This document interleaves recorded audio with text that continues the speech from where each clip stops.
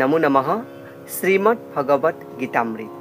আজি শ্ৰীমদ ভগবত গীতাৰ সাংখ্যযোগ নামৰ দ্বিতীয় অধ্যায়ৰ 29 সংখ্যক শ্লোক। শ্লোকফাকি হৈছে এনেধৰণৰ: আশ্চৰ্যৱৎ পশ্যতি কশ্চিৎ এনম আশ্চৰ্যৱৎ বদতি তথৈব স অন্যঃ আশ্চৰ্যৱৎ স এনম অন্যঃ শৃণোতি শ্ৰুত্বা অপি এনং বেদ ন চৈব কশ্চিৎ। অৰ্থাৎ উক্ত শ্লোকফাকিৰ বক্তা হৈছে ভগৱান শ্ৰীকৃষ্ণ। এই শ্লোকফাকিৰ অসমীয়া ভাৱাৰ্থ হৈছে এনেধৰণৰ: কোনোবা এজনে এই আত্মাটোক এটা আচৰিত বস্তু যেন দেখে, সেইদৰে আন কোনোবাজনে আকৌ ইয়াক এটা আচৰিত বস্তু বুলিও কয়। আন কোনোবাজনে আকৌ এই এটা আচৰিত বস্তু বুলিও শুনে, কিন্তু ইয়াৰ বিষয়ে শুনিও বাকীবোৰে নিশ্চিতভাৱে ইয়াৰ বিষয়ে জানিব নোৱাৰে।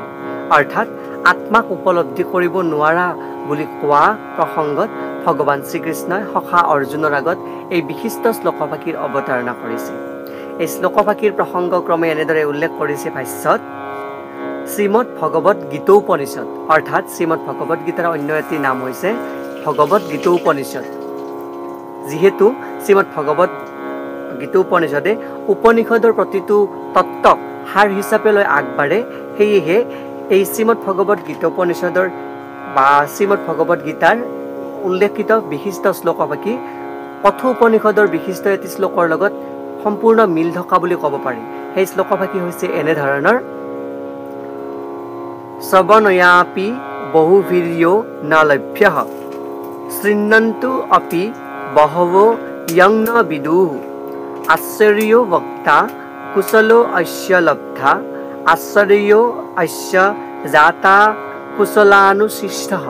অৰ্থাৎ অনুপৰিমাণৰ জীৱাত্মাটো যে এটা বিশাল জন্তুৰ দেহত, এজোপা বিশাল বটগছৰ দেহত, আৰু আনহাতে যি ক্ষুদ্ৰাতি ক্ষুদ্ৰ অণু বা জীৱাণুবিলাকৰ লাখ লাখটা গোটতেই মুঠতে 2 আঙুল মান ঠাইতহে ল'ব পাৰে, তেনেকুৱা জীৱাণুৰ একতা বা এটা অংশহে সেই একতাৰ নিশ্চয় আশ্চৰ্যজনক। যি পৰম নিৰ্ভৰযোগ্য তত্ত্বজ্ঞানী পুৰুষে বিশ্ব ব্ৰহ্মাণ্ডৰ প্ৰথম জনা প্ৰাণী ব্ৰহ্মাক যিটো কথা ব্যাখ্যা কৰি দিছিল, তেনেজনে বুজাই দিলে সীমিত জ্ঞান আৰু কঠোৰ সাধনাহীন মানুহে একতা গাইগুটীয়া অনুপৰিমাণৰ চেতন জীৱাত্মাৰ ৰূপ ফিৰিঙতিৰে যি কি আচৰিত শক্তি আছে, সি বুজাটো কোনেও বুজিব নোৱাৰে। অৰ্থাৎ আত্মাৰ স্বৰূপ হৈছে এনেধৰণৰ: যি ক্ষুদ্ৰ পিপৰাটোৰ দেহতো তেওঁ বিৰাজ কৰে আৰু বৃহৎকায় এটি বৃক্ষৰ দেহতো তেওঁ বিৰাজ কৰে, কিন্তু সেই আত্মাটোক কোনেও উপলব্ধি কৰিবলৈ ইচ্ছা নকৰে বা আত্মাটোক উপলব্ধি কৰাটো অতি সহজসাধ্য নহয়। সেই প্ৰসংগত উল্লেখ কৰিছে যে আত্মাৰ স্বৰূপ সম্বন্ধে শুনিবলৈ ইচ্ছা কৰা মানুহে কিছুমানে সৎসংগ লৈ এই বিষয়ে ভাষণ শুনিবলৈ যায় যে আত্মাৰ স্বৰূপ কেনেকুৱা, কিন্তু নিজৰ অজ্ঞতাৰ ফলত তেওঁলোকে প্ৰায়ে পৰমাত্মা আৰু জীৱাত্মাৰ এই দুয়োটা পৰিমাণৰ বিষয়ত যে যথেষ্ট পাৰ্থক্য আছে সেই বিষয়ে বুজিবলৈ যত্ন নকৰে বা ভুলকৈ বুজি লয়। আত্মা আৰু জীৱাত্মাৰ প্ৰসংগ তেওঁলোকে বুজিব নোৱাৰে।